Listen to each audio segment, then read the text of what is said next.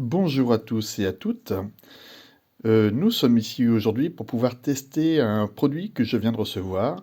Il s'agit donc du Stream Dock, qui est un clone du Stream Deck de chez Elgato. Donc là, c'est un Stream Dock que j'ai commandé et on va voir un petit peu à quoi ça ressemble. Voilà. Voilà. Comme je disais, Stream Dock. Vous voyez, c'est écrit en anglais. Et là, en chinois.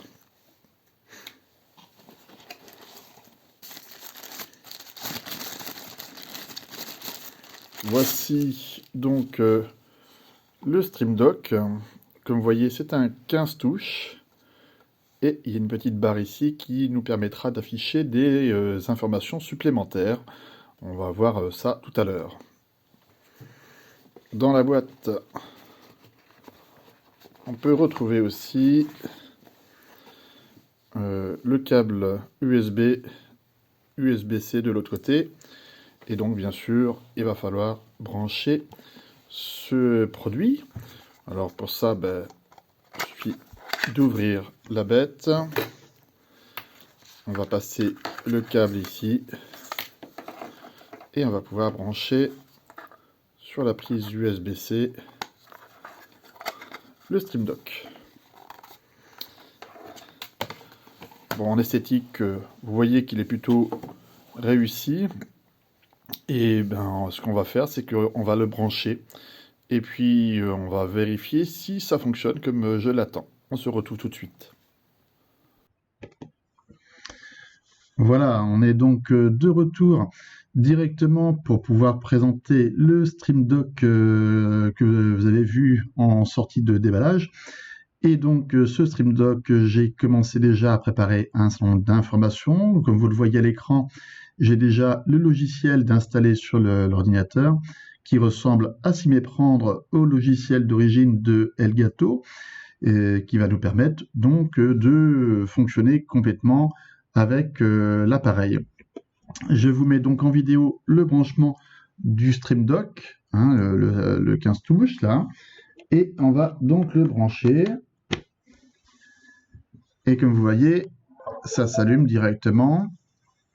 Et là, ça reste noir, ce qui est tout à fait normal, puisque nous avons le Stream Dock qui fonctionne avec ce logiciel et que j'ai mis avec les scènes par défaut.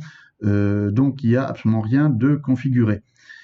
Si on veut, il suffit de faire exactement comme avec le logiciel de Elgato.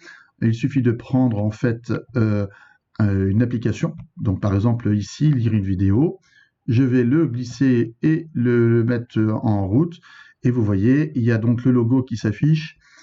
Je peux choisir évidemment un certain nombre d'informations pour pouvoir le faire fonctionner directement ou le redémarrer. Voilà, tout ce qui peut fonctionner.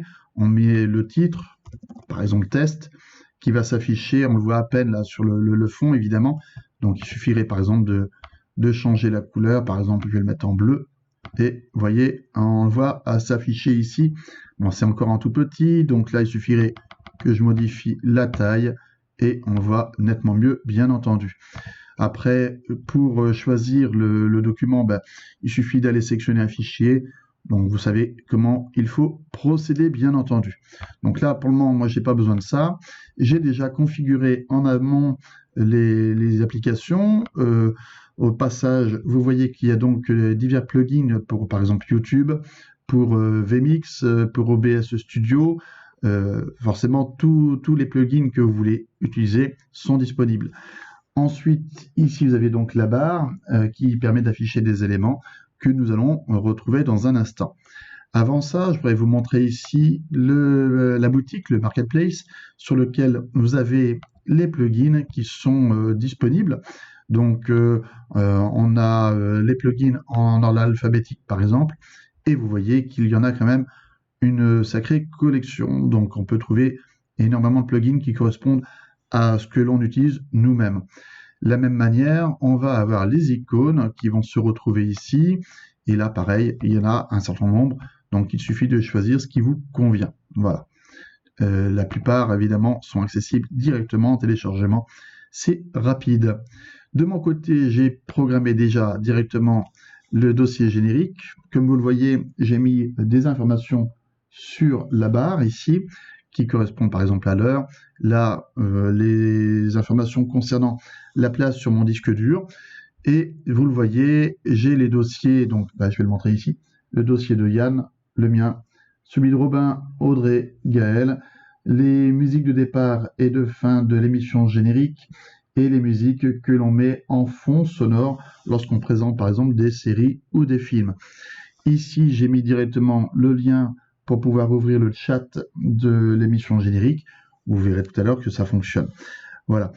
Et puis après, il suffit de configurer. Alors par exemple, si je veux, je peux mettre une de mes musiques, par exemple 5 minutes chrono.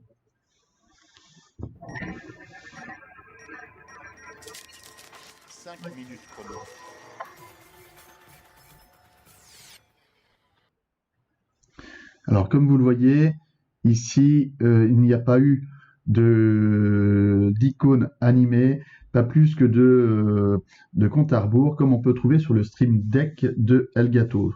Pour moi, c'est quelque chose qui manque. J'espère que ça sera corrigé par la suite. Pour les autres applications, ça se lance de la même manière, hein. Bien entendu, si vous voulez ouvrir un fichier PDF, un fichier Excel, Word, vous pouvez créer les raccourcis sans difficulté sur ce Stream Dock.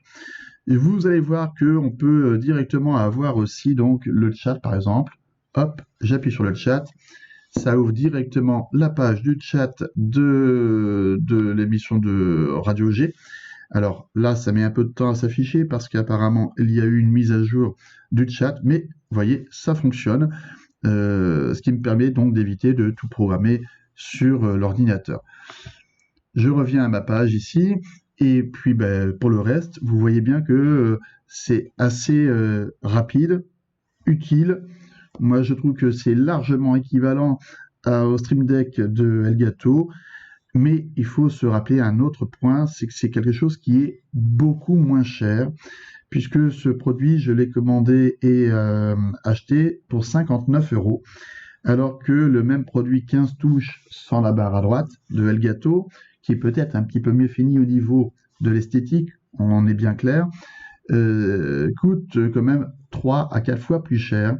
Parfois, on en trouve en occasion, mais il reste quand même au-delà de 60 €. Et par conséquent, je trouve que ce produit est vraiment un très très bon compromis. Voilà.